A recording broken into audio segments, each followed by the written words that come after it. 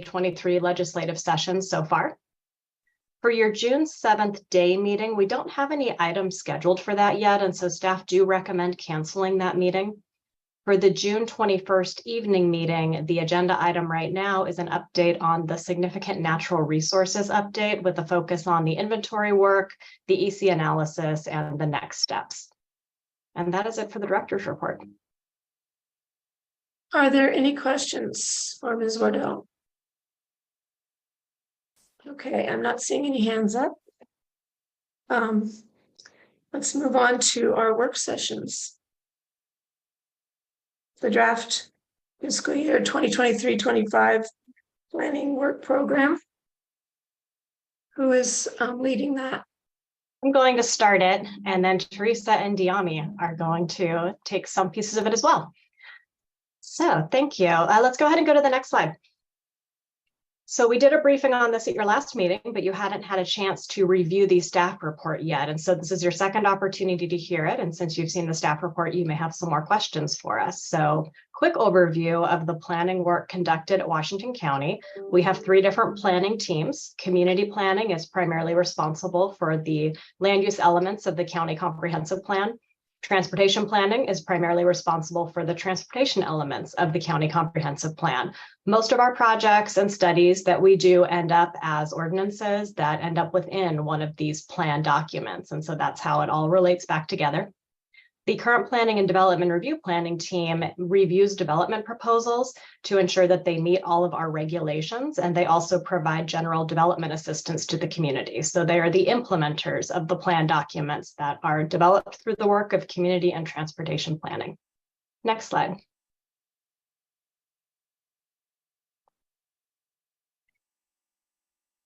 The work program is really important because it identifies and prioritizes the activities that planning staff will work on, and it includes a prioritization of our needs, and it encapsulates the board's policy guidance for staff. Without the work program, we really wouldn't know what we were supposed to be doing, and we wouldn't know what ordinances to file.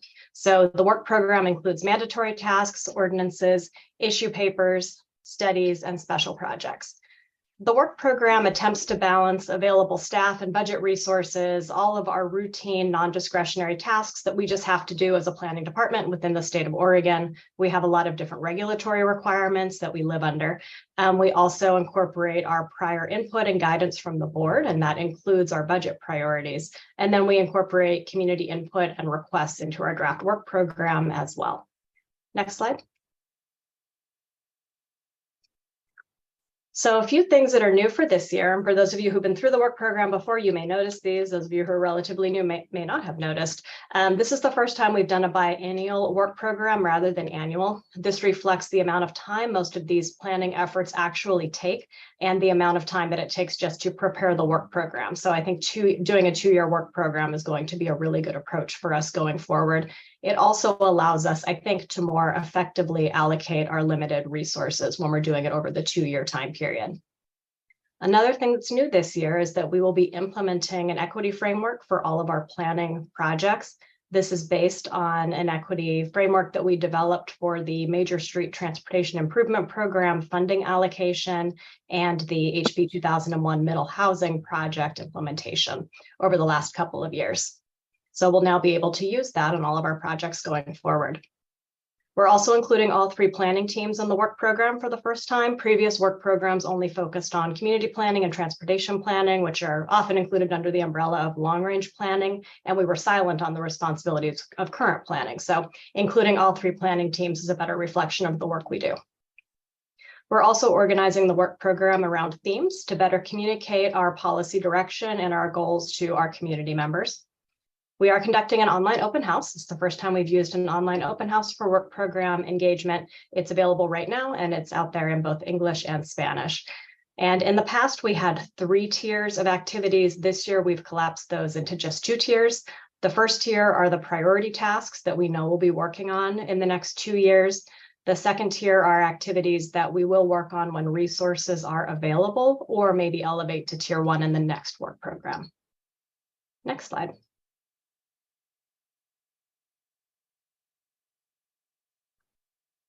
So the themes for our 23-25 work program are in alignment with our board's priorities, and they help us to describe our work to the community. So our 4 themes are housing production and affordability, natural resources and climate, multimodal transportation system planning and funding, and plan and code updates.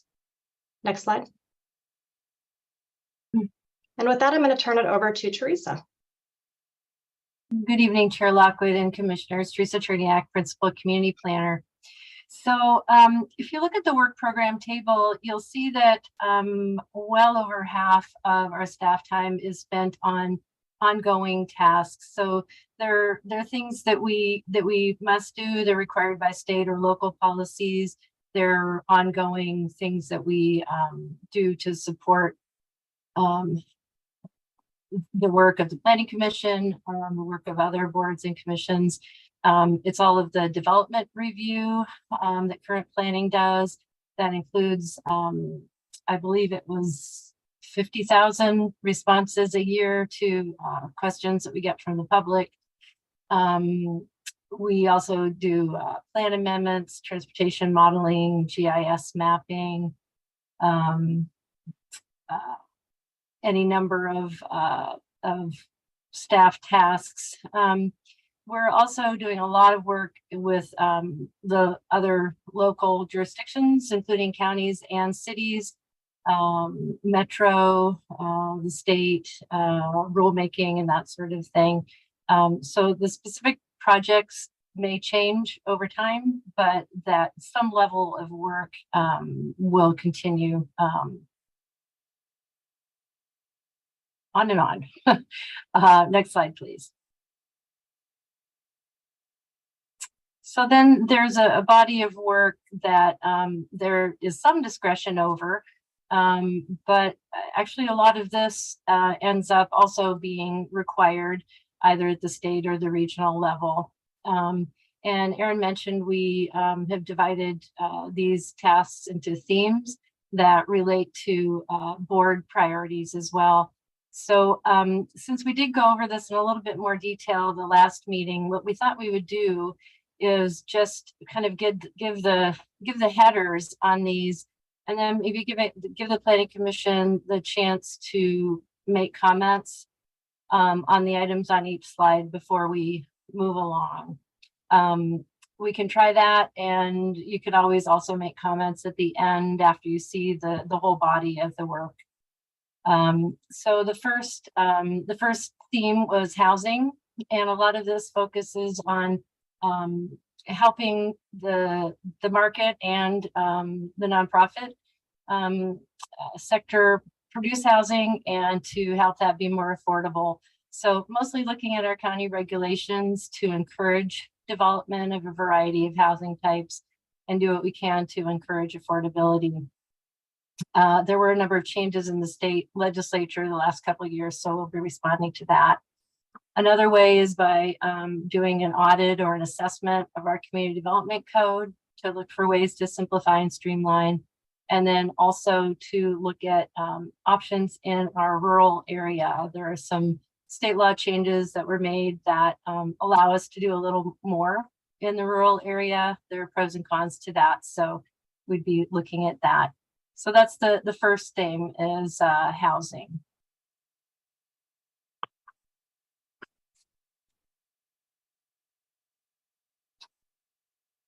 Any thoughts, or should I just move on and then I'll go ahead and move on. The next area theme was natural resources and climate change. So this is one where this first topic has been going on for several years, and the second one is one that came up recently through some state rulemaking and a governor's requirement. So significant natural resources limited goal 5 program update. You'll be hearing a lot more about this over the coming months, but that is response to a Land Use Board of Appeals remand on an ordinance that came through in 2020 regarding our natural resource regulations. And we're updating our inventory and we'll be developing refined regulations. And then the second one, climate friendly and equitable communities implementation, that will be coming forward, maybe not as quickly as we thought, and you'll be hearing more about that later today. But there are new rules at the state level that we need to respond to change both our transportation plans and regulations and our land use planning rules.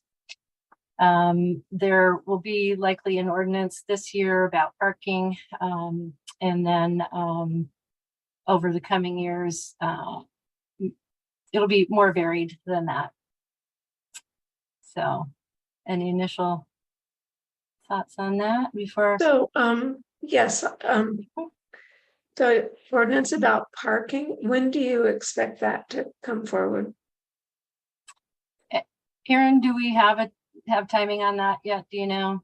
We don't yet. So we'll be submitting a request to the state to delay implementation of part of the parking requirements. And you'll hear about that in the next work session item a little bit more. So once we have an answer to that, I think we'll have a better idea of when we need to file that ordinance. And that has to do with implementing HB 2001, or is it a different? No, different? no, this is the climate friendly and equitable communities All work. right. Okay. And you will hear in another presentation, though, there's another and newer updated House Bill 2001 there's a 2023 House Bill 2001. So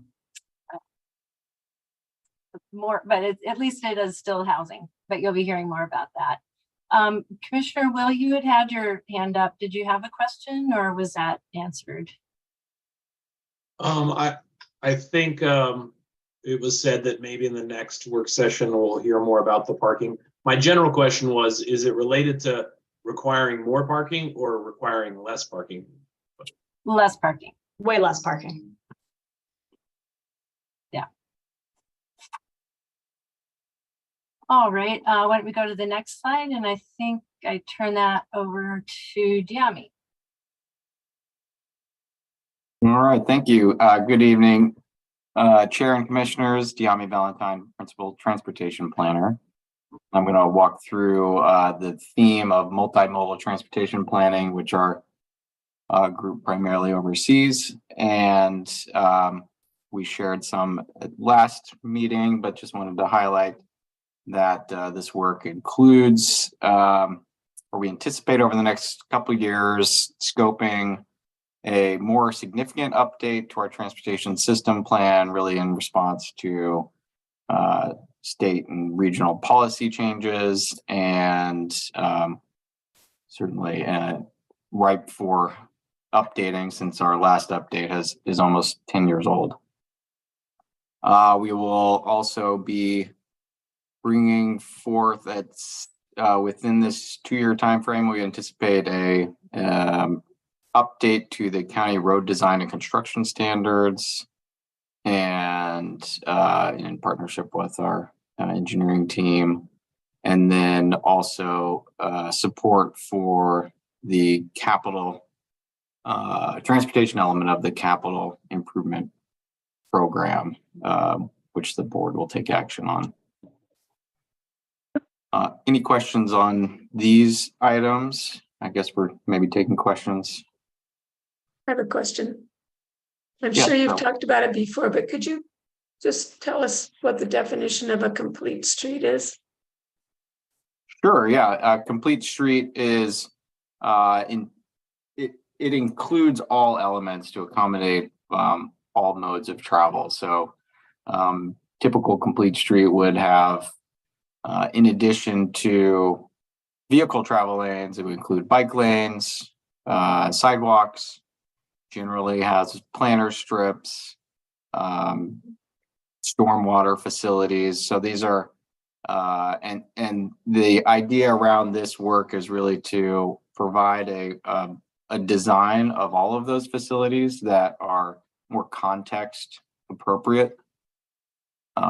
So bike lanes in certain locations may warrant more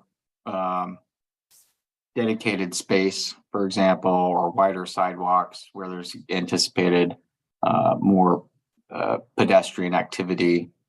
So that's kind of the intent here.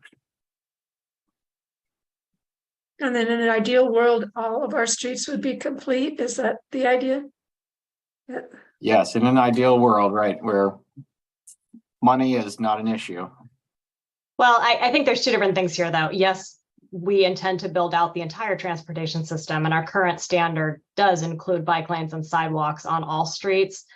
But what our current standard doesn't accommodate is what Dyami's talking about, which is that context sensitivity, where we may, in some cases, want to offer a higher level of protection for bicycles and pedestrians, or larger accommodation for bicycle and pedestrians. There are a few instances right now where we have trail accommodation along streets, for example, and that's a different type of design than a typical sidewalk and bike lane would be. So our Complete Streets Design Update will include all of those as variations for our capital projects team to use when they're designing capital projects. So it's the design element, not the funding or the construction element of building our transportation system. Thanks. All right, next slide, please. No other questions. So this slide really reflects a lot of couple of our grant funded projects. Primarily we have, so these are not really discretionary.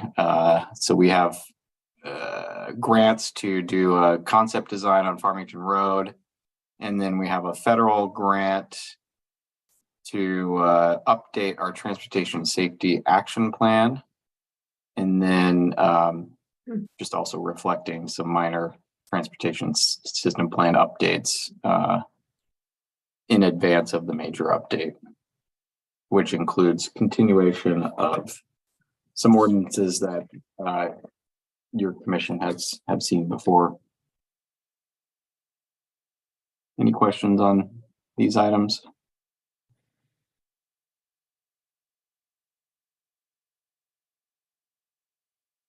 Seeing none, we'll go to the next slide. And then other focus areas for our group includes countywide transit planning and coordination with partners around supporting transit, and we are also transit providers. So we have to update our transit development plan to reflect funding that we receive from the state.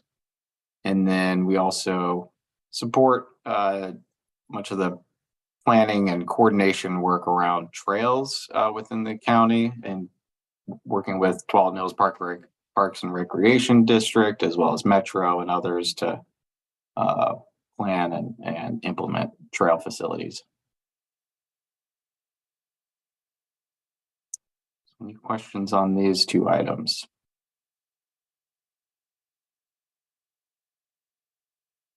All right. I think I turn it back over to you, Teresa. Okay, thanks. So the last theme is, if we can go to the next slide, check. Thank you. The plan and development code updates.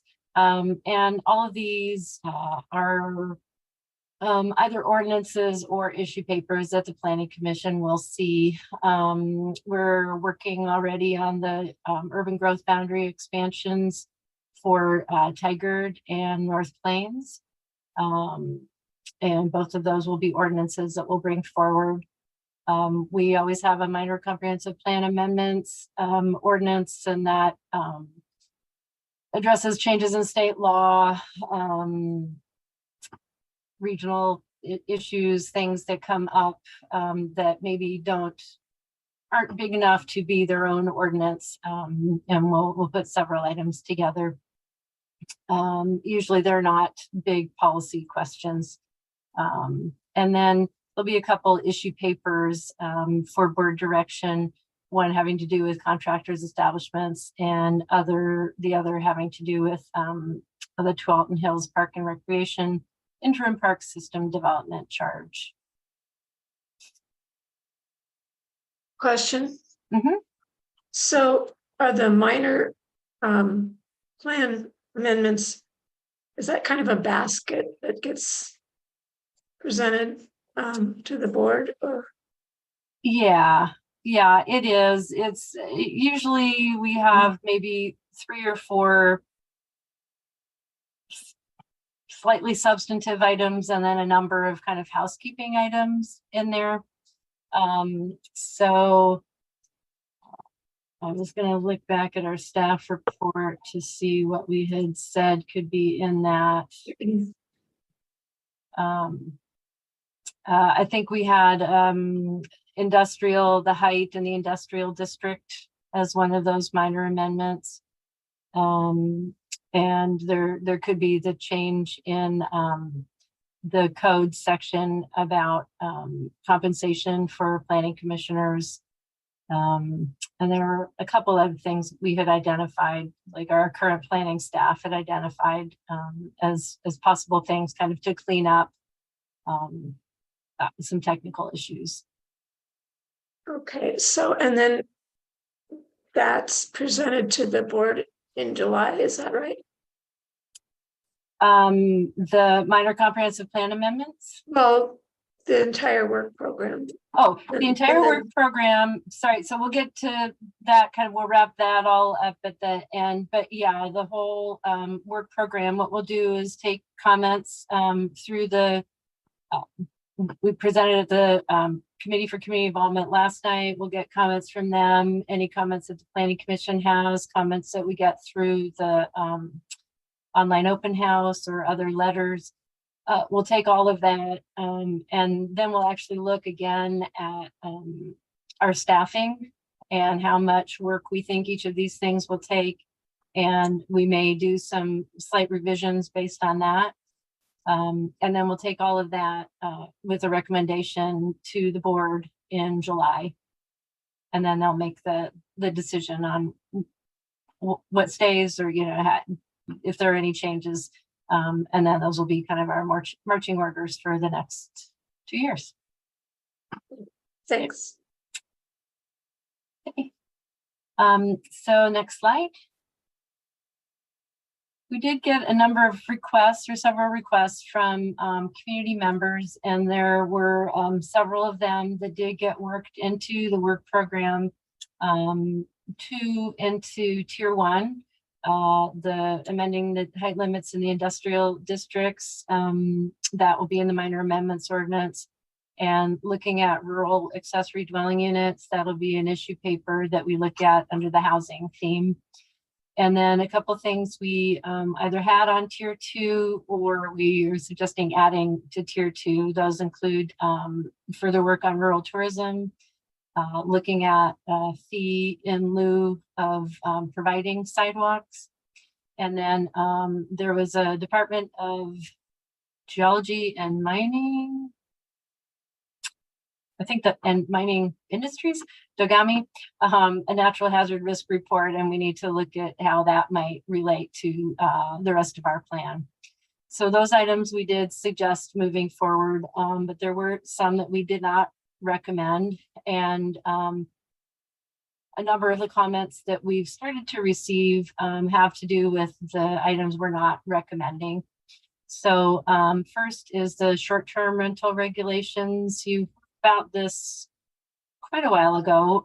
We had been developing regulations, and this was in the staff report, the reasoning behind not moving forward at this point with that, given the county's financial tightening right now. It was suggested that maybe it wasn't the best time to be starting a new program that could be quite expensive to start up and to run. The second was changing our gas station siting requirements. And then these other couple, dog training on resource lands, an urban tree code, and urbanization planning for the Peter Court property. So there's a lot more information in the staff report about the reasoning behind why those aren't recommended. But part of what we're asking through this public review period is for comments on those things that we're not recommending as well. So why don't I just go to the next slide and then we can go back to any.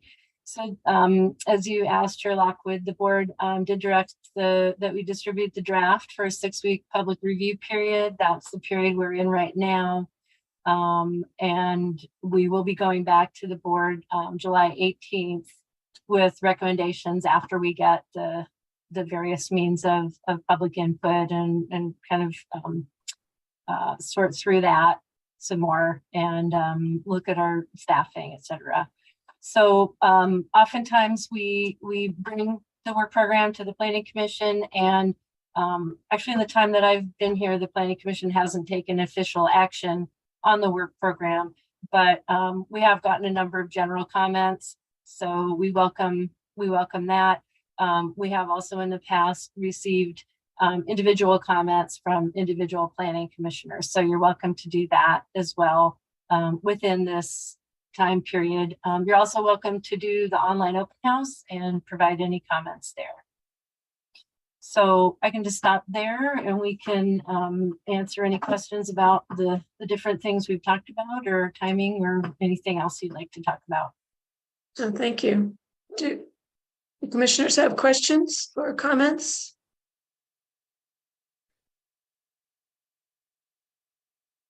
I am not seeing any hand up.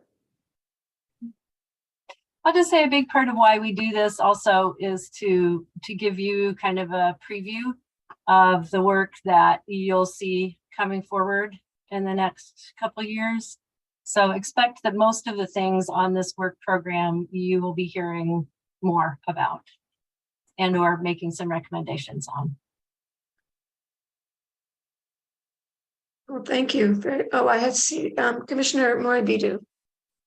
I just wanted to say thank you for putting this together, because this is really helpful, just to kind of get an idea of what we're going to be looking at, and to gather more information if we want to do that before.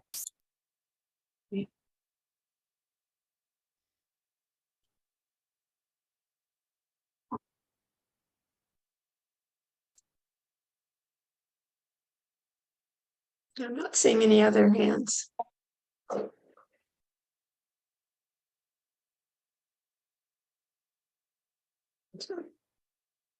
Thank you. Sure. I think we're ready now for our next work session, which is on climate-friendly, equitable communities. It's an update. We do need, oh, it looks like Steve's moving over. Just gonna say we need to promote Steve.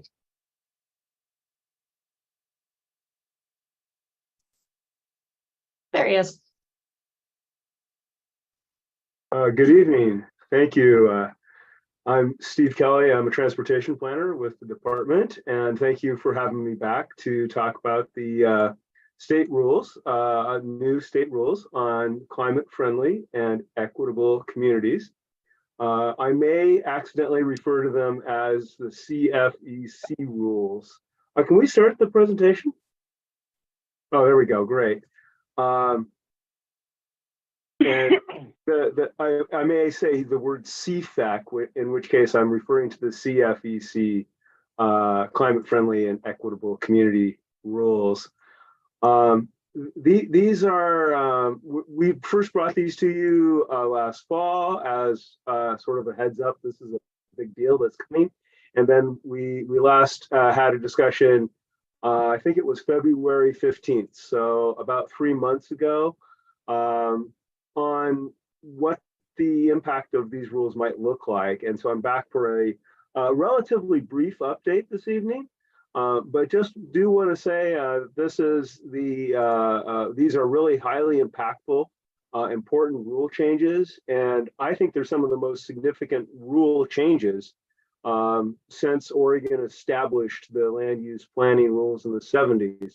50-year anniversary coming up later this month. So this is quite a big deal. So we already moved on to the second slide here, and these rules, this is a reminder, this is a slide from a couple months ago, that these rules have been adopted by Oregon's Land Conservation and Development Commission. and they affect urban metropolitan areas throughout Oregon. The intent of these rules is to do everything possible to reduce greenhouse gas emissions. These are sweeping rules. They focus on land use and building, as well as transportation and long-range transportation planning. So next slide, please. As we discussed at length in February, these rules take effect incrementally. Parking is the first part of the climate-friendly and equitable community rules, but they also have implications for land use planning, for the development of planning rules in climate-friendly, or in the Portland metro area, what we call the Region 2040 centers. They have requirements related to transportation performance standards and a number of requirements related to transportation system plan updates. And when we do adopt a transportation system plan update, we'll need to consider a much broader spectrum of land use and other types of requirements at the same time as the transportation plan. So next slide, please. Yeah, these are extensive rules that were adopted initially in July of 2022, so less than a year ago. The land use and land development and concert, LCDC, Land Conservation and Development Commission. I'll spit it out eventually. They actually adopted minor amendments on April 20th, so just less than a month ago. And those amendments will affect the requirements for Washington County. They're also forming a new rulemaking advisory committee. I guess it was just formed. Washington County staff is participating on that committee, and they're expecting to have additional amendments in November of this year. And I'll just mention as an aside that ODOT is also working on updating sort of the procedures and guidelines for transportation performance measures and transportation planning throughout the state at the same time. So we're working with both state agencies on what these rules mean. They're very extensive and complex and interrelated with each other. So next slide, please.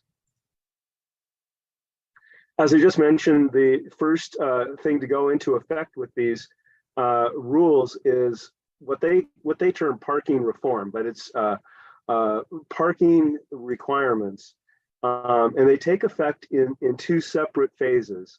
The first of these is called Parking A, and what Parking A is already in effect now, and we did discuss this last time. Parking A includes that there is no minimum parking that can be required for certain types of development, and there is also no minimum parking may be required within a half mile, which is a broad swath around a frequent transit bus, a bus arriving 4 or more times per hour, or within 3/4 mile of a rail transit station. So that includes all the light rail and west stations. So parking A means that there is no minimum parking in effect for about half of the urban unincorporated area, as well as a considerable portion of all the cities throughout Washington County. And those rules went into effect beginning January of this year. And we anticipate, and the state anticipates, they will continue to remain in effect. The second phase of parking is they call Parking B, and that requires Washington County and every jurisdiction in an urban area in Oregon to amend their development code. We have a website up that really points just to the state website called the County Climate Friendly and Equitable Communities webpage is listed there. Let's go on to the next slide, please. So the code amendments would eliminate, really would eliminate parking minimums throughout urban unincorporated area. Or there's the possibility of following some other pathways. And we discussed those other pathways last February. And we also discussed them with the board in March. And the board at that time recommended that we pursue the pathway that would remove parking, minimum parking requirements for new developments or expanded developments throughout the urban unincorporated area. However, we recognize that there are a number of rules that are being discussed as potentially being amended, and the board may want to reconsider that if the rules do in fact change in ways that would make it different for how we would go about amending the parking requirements, minimum parking requirements.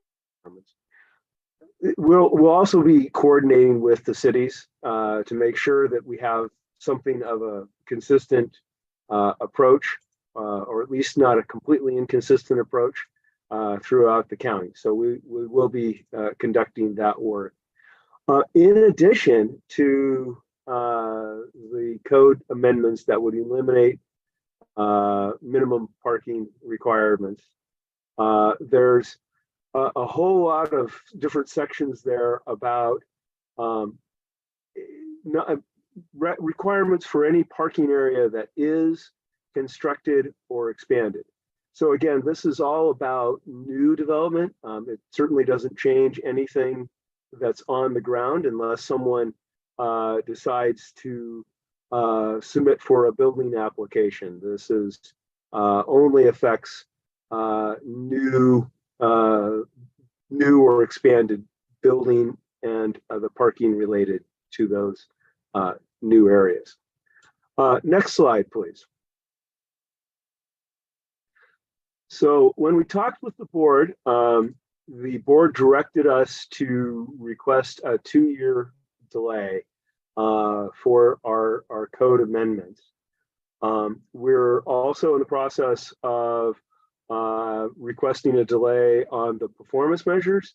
The performance measures, the way they have it lined out in the rules, sort of follow the sequence of after the parking changes, and the performance measures will be fairly complex to discuss with the community, and we anticipate that occurring after we've dealt with the parking amendments, which we also think will be impactful and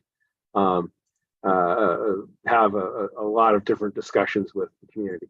So we're in the process of submitting a request, and then we'll be waiting to hear the state agency's reaction for our request for a delay for the implementation on these. Which agency do you request a delay? Oh, it's the Department of Land Conservation and Development.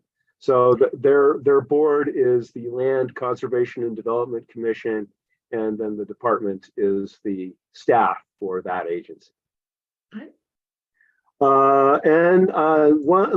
One last slide, please. I think this is my last one. This is just an update that we're requesting a delay. I wanted to be sure to come back to you because this changed since we last spoke. So we are currently tracking the proposed changes and understand how those rules may change and what those impacts would be for Washington County. And we'll be monitoring that and plan to come back to you once we know more, as well as continuing to consider what the actual code amendments might look like, and crafting, draft approaches in our community development code as we work through this with the state. So with that, I'm going to open it up for any questions related to this topic.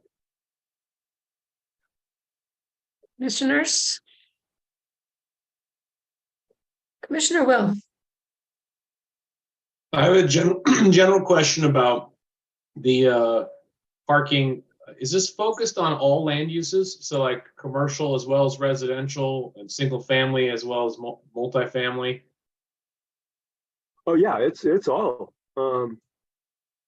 So yeah, about half of the urban area now, unincorporated urban area, has no minimum parking. It's also any use of a half a dozen or so specific types of land uses, regardless of where they are inside the urban area, have no minimum parking required. The developer could still choose to provide up to our maximum amount of parking. And so then in terms of accessibility parking, those are usually on rates parking provided. So if it's like, say, 1%, if you got 100 parking spaces, then you're going to offer one ADA space. But if it's 10 parking space, you got to have a minimum of one, so you're still going to get one. So the accessibility parking will still be provided, but it'll just be at maybe fewer spaces because there's fewer overall spaces. That's exactly right. Those are state law, and they're based on the number of spaces in the lot. So if you expand a lot parking area, you might end up needing to add more ADA spaces because you simply have a larger parking area. But those rules didn't change whatsoever. And it's more than 1%. I think it's for, I'd have to look, but I think for 100, it's 8 spaces, if I remember correctly. So yeah, it's a few. I understand. Yeah. So I have a follow-up question to that. I know there's been some issues or some ideas about providing on-street public ADA spaces like parallel parking in neighborhoods or commercial areas. So has that been a discussion, or is that going to be an item that we could help flesh out? Is that if on-site parking is now up to the developer, and perhaps developers will provide less, that there might be a need or a desire to provide ADA spacing in the public parallel parking zone because it might not be available on site. Yeah, other jurisdictions in the state have some of that, and that's something we certainly can explore further. It's not required as part of the rules, but those are the great kinds of comments that I'm glad to hear. ADA parking is something that's important to me, and I think that's a something worth considering. Okay, thanks.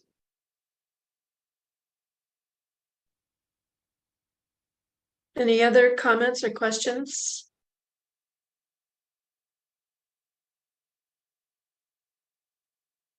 I'm not seeing any. All right, well, thank you for your time this evening. Appreciate it. And I look forward to being able to come back to you with some more information once we have something. That sounds great. Thank you. Thank you. So we're not even at an hour in session, so I think we can just go right ahead to our next item at this point. Our next item is the 2023 mid-session legislative update. So Ms. Peltz, are you going to be presenting that? Chair Lockwood? Yes. Commissioner Will has hand up. Commissioner Will, is that just lasting from before, or? Yeah, I just left it up. Thank you for noticing. Okay. So our Thank next you, speaker will Vice be Chair Jessica Dye. Peltz. Jessica is a policy analyst in our department. You may have seen her previously when she was a senior planner with the department. And so she is in a new position now, and she will be covering the legislative update.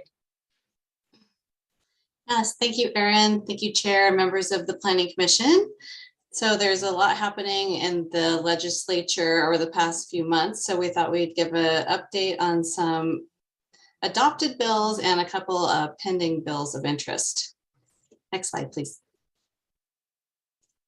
Tonight, I'm going to go over SB4, which you may have heard something about. This is a semiconductor bill. It's a pretty hot topic in our region.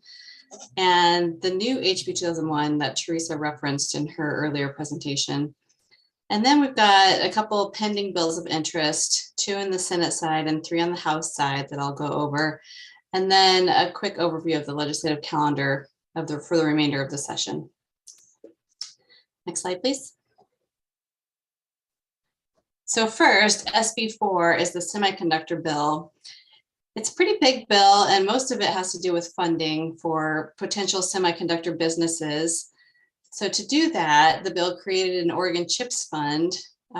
We looked into CHIPS, and we don't think it actually stands for anything. It may, but I think it is more just to reference the semiconductor chips industry and to give it a recognizable term. So they created this fund to award grants and loans to businesses applying for federal semiconductor financial assistance. And in return, the businesses have to promise revenue generation or high wage permanent jobs. And if they don't comply for whatever reason, then they do have to repay it pretty much starting immediately. So there are some sideboards in there to protect this grant and loan funding. Now, the part that's really interesting for land use is that the governor has the ability to add land to an existing urban growth boundary to support semiconductor development. And so this was outside a normal urban growth boundary expansion process. There are some rules within the bill. So land has to be contiguous to an existing urban growth boundary. And it specifically says not within urban or rural reserves, except for a specified area near Northwest Hillsboro. And we'll show you a map in just a second. And there's a maximum of 8 sites allowed statewide, 2 sites over 500 acres in size and 6 sites up to 500 acres in size. Next slide, please. So this is the map, and it's a little bit confusing because of how things change in land use, particularly zoning, comprehensive plan amendments, and things like that. So the Senate bill references a 2011 Metro staff report, which has to do with the urban and rural reserves. That was changed in 2014 with HB 4078, which adopted the urban rural reserves. So that's why we have put these up here, just to try to explain what might be confusing. So Senate Bill 4 says the areas that are eligible are area 8A. Can you see my cursor? No, oh, you can't. I'm not sharing my, I forgot Chuck's sharing. So right on the left side map where it says Jackson School Road is area 8A, which is an area of study of urban reserve. And then there's a D on the north side where it says area 8B. Those are the areas around Hillsboro that are under consideration for semiconductor, and they're shown on the map on the right with the stars on them. In addition, the city of North Plains has undesignated land adjacent to their urban growth boundary that is eligible. So the state is also looking at the 2 sites adjacent to North Plains for semiconductor potential. So these are just the sites in Washington County that are under consideration for a potential semiconductor. And then there are other states around, or other sites around the state that are eligible under these rules of the adjacency to the urban growth boundary and the size requirements. Next slide, please. The next bill is HB 2001, the 2023 version. So most of the bills this session have to do with housing and how to produce more housing and how to maybe streamline the rules. I think is the intent of a lot of these bills, is to streamline the rules and make it easier for housing to be produced. So this bill is about a statewide Oregon housing needs analysis. So up until now, each city in the state had to do their own housing needs analysis, which covers a 20-year horizon. And you look at the need, and then you do that by looking at your population forecasts and demographic data and things like that to determine how much land you need for housing. So this would make it a statewide effort. And then the state will assign housing production targets to each city over 10,000 population. And interestingly, to each urban unincorporated area within the metro urban growth boundary, which is where we will be involved in this. There is a lot of questions still about how this will be implemented. So there will be rulemaking happening over the next 2 years, as well as a work group that will specifically be looking at urban unincorporated issues and how we might accommodate extra housing production or just how to implement the whole thing. I mean, this legislation passes and then there's a lot of questions, and that's what the rulemaking effort answers. That's a question. Sure. So during the rulemaking period, the law is sort of in suspension until we have the specific rules, or how does that work? Well, they actually will start part of it. So they will start with the initial statewide housing needs analysis. So the state will be working on that over the next 2 years, and the bill specifies it has to be done by January 1st, 2025. And then in the meantime, the rulemaking will happen for how the housing production targets and strategies will be implemented. Yeah, so it's sort of a multi-part effort. Commissioner Habner. Yeah, I have a curiosity about this at this point. When we look at urban growth boundaries and urban unincorporated areas, those typically have authority having jurisdiction take responsibility for its oversight. Do they expect agencies like Washington County then to develop infrastructure and billing services and fire protection systems, et cetera? Or do they then automatically get assigned to another authority having jurisdiction that's a neighboring city? Or curiosity. That's a really great question. And that is really our question as well. It's pretty unclear. I think we were all surprised to see that in the bill, that the urban unincorporated area was also included. So that's why, our lobbyist, Aaron Doyle, has been down in Salem and other counties that are affected by this. Everyone is a little concerned about what that means, because we don't really want to be in that urban business, and we think the cities should be cities, and we have a plan for that with our urban planning area agreements that we have with all the cities for them to take on these areas as they grow. So I think those are the questions that will be answered through the work group over the next 2 years and the rulemaking. Yeah, and I don't think that we want to be in the business of setting up another special district to do clean water and parks and all that kind of stuff. Yeah, it'd be complicated.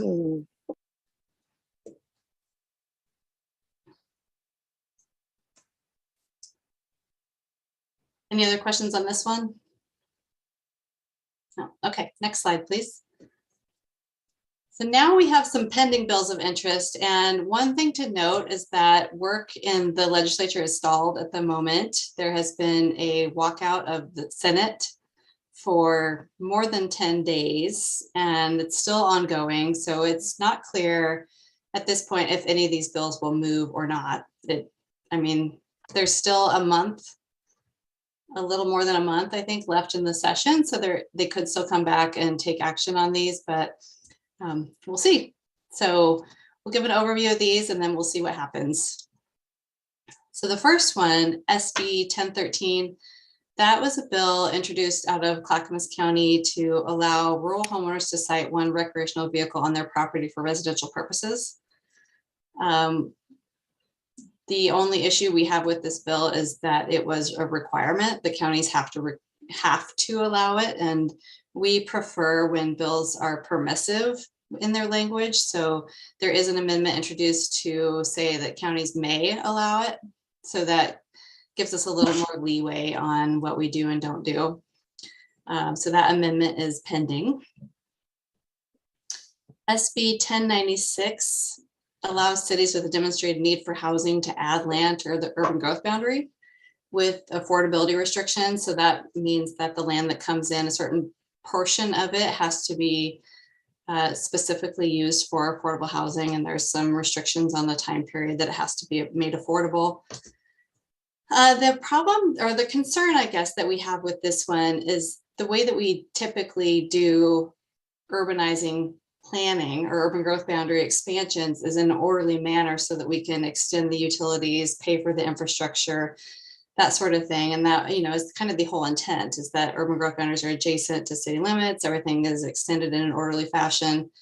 And this could create a problem with leapfrogging land that's already in the urban growth boundary. So we're unsure how that would impact infrastructure provision. So we have raised those concerns about this bill.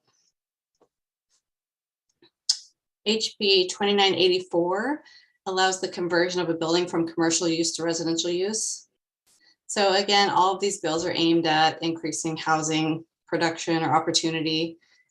So this one, we don't really have too many concerns with, to be honest. I think it's more of a building code issue of how feasible it will be to convert commercial buildings to residential buildings. Commissioner Habner. Oh, you're muted. Curiosity about that 2984. When a building is approved for commercial use, like you mentioned, there's a certain safety elements that have to be included, sprinkler system or detection or whatever it might be. I think it would be important that we make sure that those systems are maintained, even though it changes over the residential use. Yeah, that's a great point, for sure. I know our building official is closely tracking this one.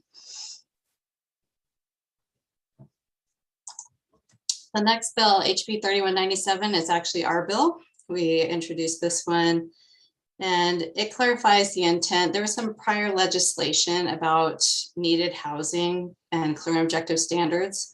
And when that legislation passed, it said that basically all housing had to be clear and objective, meet clear objective standards. But this bill clarifies that it is for housing within the urban growth boundary, because we necessarily in the county and especially in the rural area have standards that aren't necessarily clear and objective because it has to do with other things on the site, especially a large site or with farm or other wetlands or things that impact it that aren't always clear and objective and are more site specific. And then HB 3414 limits the ability of local government to deny an application for a variance from land use regulations for residential development. This one we think is pretty concerning because typically we have development standards for reasons that we want to have in our community, and they are vetted through this process of the Planning Commission, the Board of Commissioners, and the public through public process. And this bill would really put restrictions on local government's ability to deny an application for a variance for actually quite a few things related to development. This one seems more like, I don't know. I'm not sure that it would have the intended effect. I'm not sure that variances are what is, or restrictions that are too tight requiring a variance are what are really hampering housing production. So this one is getting a lot of testimony back and forth, and will be interesting to see what happens. Next slide, please. So this is the legislative calendar for the remainder of the session. So we are actually here, we're on May 17th in the middle where it says revenue forecasts. So revenue forecasts are due on Friday is the deadline for the second chamber to move bills out of committee. So that means for the Senate, bills that were introduced in the House and vice versa, unless the bill has been moved to Rules, Revenue, Ways and Means, or a joint committee. Those committees are exempt from deadlines. And then The constitutional end of the session is June 25th, although the target end date is June 15th. So again, we will see what happens with the Senate and whether any of those pending bills that we're interested in have any movement on them before the end of the session. Next slide, please. And that's the end of my presentation. Vice Chair Dye. I was just going to give you a little fun fact. It's CHIPS is the creating helpful incentives to produce semiconductors. Yeah, I knew they had some words behind that. Yeah. I mean, that makes a lot of sense. We were looking for it earlier and we weren't really finding it, the definition of what that was in many places. So it's not on the federal or state page. So we found it on Wikipedia and we just weren't sure if that was reliable. And so we weren't sure if that was the correct answer. You're questioning the reliability of Wikipedia? I am. Is that where you got it from? No. Okay. Oh. Maybe you had a better source than we could find. Okay, I'll give you the source momentarily.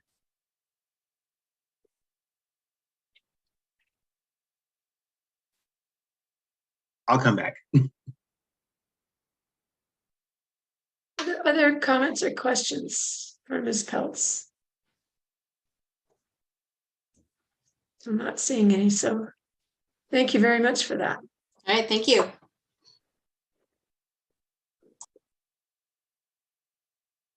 So we are ready now for second to last item on our agenda, which is consideration of minutes.